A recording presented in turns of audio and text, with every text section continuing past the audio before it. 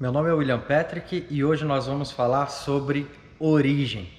Nós vamos voltar lá para o jardim e falar sobre algumas curiosidades desse jardim, como ele funcionava, por que ele parou de funcionar assim e como nós devemos fazer para voltarmos a essa origem, ter essa identidade original no Senhor, porque nós fomos criados para um propósito e nós estamos voltando para lá.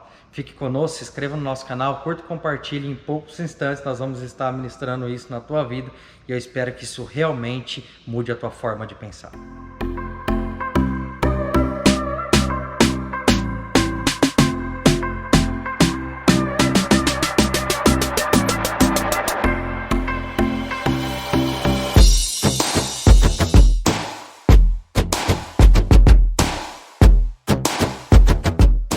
De forma diferente, eu não vou começar, propriamente com um versículo específico.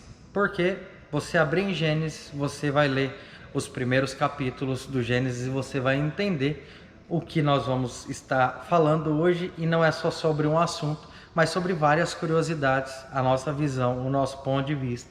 E muita gente concorda, muita gente discorda, mas algumas curiosidades, e nós vamos terminar falando sobre salvação, que eu acredito que é o que mais interessa sobre esse assunto.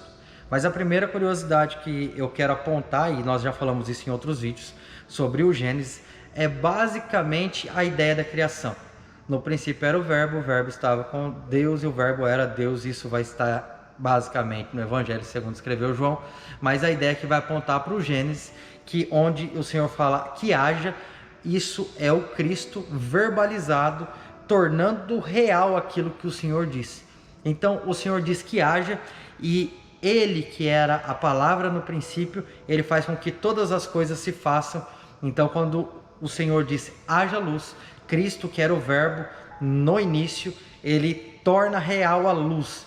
Ele é o agente criador naquele momento. E nós temos o costume de dizer que a igreja é o verbo no tempo presente. O que isso quer dizer? Se o noivo não está, quem assina, quem faz, quem tem a autoridade de fazer é a noiva. Então, se o Senhor, Ele estava no princípio, Ele sobe aos céus e deixa o Espírito Santo para outros fins, eu creio que não num fim necessariamente verbalizador, eu creio que esse fim é a igreja. Por quê, meu irmão? Porque tudo que Deus disser nos nossos tempos, Ele vai dizer à igreja e a igreja fará. Então, se o Senhor disser que haja cura sobre o Brasil, eu entendo que o verbo no tempo presente é a igreja. Então é através da igreja que haverá cura sobre o Brasil. Eu realmente entendo que a igreja, ela é o verbo no tempo presente, aquilo que Deus determinar na terra, a igreja vai fazer, ela será o agente criador, e isso é muito forte, porque nós temos uma ideia que o Senhor vai enviar anjos, querubins, serafins e assim por diante, e não, se o noivo não está, a noiva assina o documento, se o noivo não está, a autoridade está com a noiva. Assim por quê? Porque nós temos em si um documento, como um casamento, onde quando uma parte não está, quem assina é a outra. Então é básico, parece até simples demais, mas essa visão, e quando você passar a tê-la, você vai parar de colocar a responsabilidade no outro e vai entender que a responsabilidade é tua, que você deve fazer, você deve agir como noivo. O segundo ponto que eu acho interessante, e isso aqui é bem delicado, mas eu vou falar da mesma forma, até porque a gente não se importa muito com essa parte de ser delicado, afinal de contas nós estamos pregando o Evangelho de Cristo, tudo aqui é delicado. Quando a Eva come o fruto e agora Adão, ele também participa, ele também come e cai e morre junto, nós temos uma base muito específica. Se Cristo veio e morreu pela noiva, pela igreja, para agora a igreja ter vida, nós temos esse entendimento também. E quando eu digo nós, não quer dizer que toda a nossa casa tenha, mas as pessoas que congregam conosco têm sido ensinadas assim, de que Adão provavelmente come do fruto também para morrer com Eva ou por Eva. É o mesmo exemplo, porque o que o apóstolo Paulo diz? Assim como pelo primeiro Adão o pecado entrou no mundo, pelo segundo entrou a salvação. Então entenda isso. É um modelo comparável com o outro sempre. Então Adão, ele teve a opção de comer ou não. Ele não é porque a mulher comeu que ele tinha que comer, ele escolheu comer. E por que escolher comer? Porque se ela morreria, ele morreria junto. Isso é só um entendimento básico, é uma curiosidade. Você não tem que fechar o seu pensamento dentro disso, mas é algo de se pensar. E com isso, já tratando de Adão e a noiva, e o comer e o cair, nós também temos uma definição sobre a queda, de que quando Adão cai, e agora então passa a ser amaldiçoado, ele e a terra, né, de forma... Ele morreu, se ele morreu em quê? Não morreu a carne, não morreu a alma, morreu o espírito. Então, primeiro, a definição é o que morre na queda? O espírito. Tanto que a palavra de Deus disse que nascerá do quê? Do espírito. Se nascerá do espírito, da água do espírito, nascerá do espírito, por quê? Porque ele morreu, ou porque nunca nasceu. Então entendemos. Você fala, William, eu já vi em outro vídeo você falar isso. Sim, eu estou resumindo algumas curiosidades do jardim. Então nós temos esse entendimento, que morre do espírito. Por isso que quando nasce do espírito. Então Adão cai e essa é a base de morte. Adão morreu sim, tá?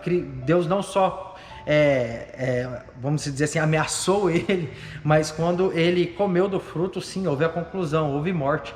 E a morte era do Espírito, por isso que nós nascemos do Espírito quando somos batizados. Então esse também é um fato. Um outro fato é a terra. A mesma coisa que era plantar e colher chamado de cultivo no jardim, plantar e colher passa a ser chamado de trabalho depois da queda. Então nós entendemos que o mesmo fator, a mesma ideia, né, de plantar e colher, numa visão do jardim se chama cultivo, numa visão caída se chama trabalho. Então quando o homem renasce agora do Espírito, ele tem que entender as coisas que ele faz como cultivo e não como trabalho. Ele tem que trazer isso para o campo do gozo, do prazer, do deleite. William, mas poxa, eu trabalho numa empresa tal. Sim, mas aquilo ali é uma extensão do teu ministério, é uma extensão da tua vida em Cristo. Você não desliga quando sai da igreja e liga novamente quando volta. Você está sempre em Cristo. Então automaticamente aquele lugar deve ser um lugar de cultivo. A ideia de trabalho é uma ideia caída, assim como a ideia de cultivo é uma ideia de alguém que renasceu, que nasceu do Espírito. Então isso é mais uma curiosidade. Agora, pasmem aí talvez a parte mais interessante. Salvação. Quando o homem cai, quando ele peca, ele morre e automaticamente está condenado. Aí nós temos alguns processos, a lei mosaica, aquela coisa toda. Mas quando o homem renasce e nasce agora do Espírito, ele está absolvido justamente dessa condenação. Ele é trazido agora como homem livre. O Senhor Jesus nos liberta e para a libertação. Nós somos livres, nós não somos escravos de Cristo. Como diz o apóstolo Paulo, sendo eu livre, me fiz escravo de todos. Então, nós podemos sim nos tornar escravos de Cristo e nós vamos fazer isso, servos, escravos, como você queira chamar. Mas nós vamos servir. Porém, Cristo não nos coloca num cativeiro, Ele nos liberta para a liberdade e nós escolhemos. Agora, qual que é a ideia? Assim como o povo, durante tempos e tempos, ele teve os seus problemas de não entender a liberdade, nós também temos a nossa. Eu vou dar um exemplo simples. O povo saindo do Egito. Quando o povo sai do Egito, ele é livre, mas ele tem uma mentalidade fugitiva. Ele está no deserto, ele está livre, mas ele se vê como um fugitivo. Então o Senhor faz com que ele fique 38 a 40 anos ali naquele deserto, até que ele entenda o que aconteceu, que ele é livre. Por quê? Porque ele vai corromper a nova terra. Quando ele chegar na terra, com a mentalidade que ele tinha de fugitivo, ele não vai entender a sua liberdade, e eles vão estar em terra, na terra prometida, mas com a mentalidade fugitiva. Isso não vai dar certo. Então o Senhor faz com que uma geração toda se acabe, até que venha uma geração nova, para que tenha uma mentalidade diferente e possa habitar a terra.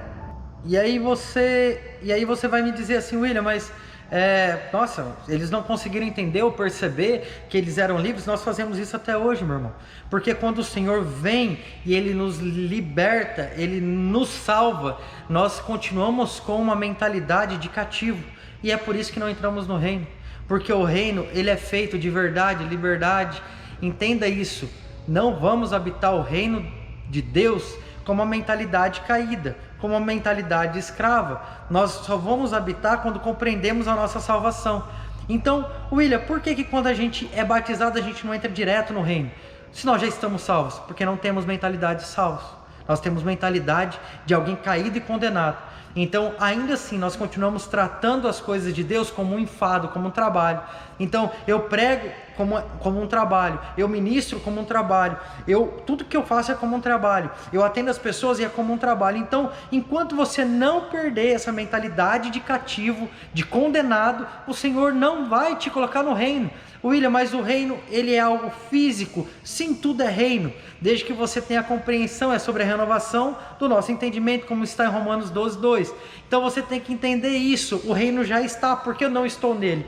Provavelmente porque você não tem uma mentalidade salva. Deus não vai colocar ninguém no reino sem mentalidade salva. Segundo, você não tem uma mentalidade livre. William, mas salvo e livre quase a mesma coisa. Sim, faz sentido comparar, mas você tem que ter essa especificidade. E terceiro, talvez o mais real, não habita o reino não estando em verdade, meu irmão, não habita. Se a pessoa ela anda em mentira, ela não vai habitar o reino, porque a essência do reino é verdade. Então é fácil e necessário você ter essa ideia. Então entenda uma coisa, assim como a terra prometida um dia houve, assim como o jardim ainda um dia houve, para nós, ao nosso tempo, esse jardim, essa terra prometida é o reino.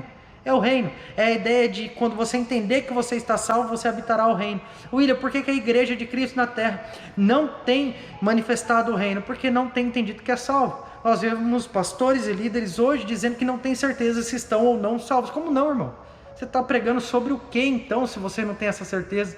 William, mas aí é uma questão, perde ou não perde? Aí é uma outra questão que nós vamos avançar, ainda que sim, eu creio que perdemos. Se Adão perdeu, por que eu não vou perder, irmão?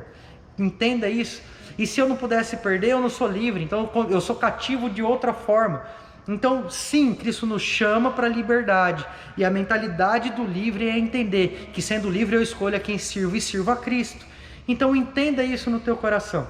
O jardim ele tem várias curiosidades, mas talvez a maior delas é justamente essa. Você conseguir compreender, você analisar o que Adão passou e você trazer para o nosso tempo, entender o que nós estamos vivendo. Você conseguir compreender o que foi errado lá e o que dá para fazer certo aqui. Toda ordenança da origem, ela tem que se cumprir nos nossos dias. Domínio sobre a terra, povoar a terra, ser mais semelhança de Deus. Todas essas questões nós temos que trazer para o mundo de hoje. Irmão, você quer entender o que está errado no dia de hoje? Entenda como era na origem, como era para ser, porque o propósito é o mesmo. Deus não mudou o propósito para o homem. A terra não é só um teste para saber se a gente merece os céus, se a gente deve ir para os céus, não. A terra é o propósito de Deus para o homem. Nós somos seres naturais e também espirituais, ou talvez espirituais e também naturais. Mas a terra é o nosso propósito. Nós fomos planejados para estar aqui. Então, toda vez que o Senhor vem, que acontece alguma coisa, alguma catástrofe, que Ele dizima, que Ele troca, que Ele muda, que Ele quer fazer diferente, é para que nós entendamos e voltamos para o propósito original. William, e qual que é talvez a essência do propósito original? Eu posso dizer que seria a viração do dia, a experiência de estar com Ele. Eu creio que de todas as coisas que se perderam na originalidade da criação, a mais forte é essa, é a experiência da viração do dia.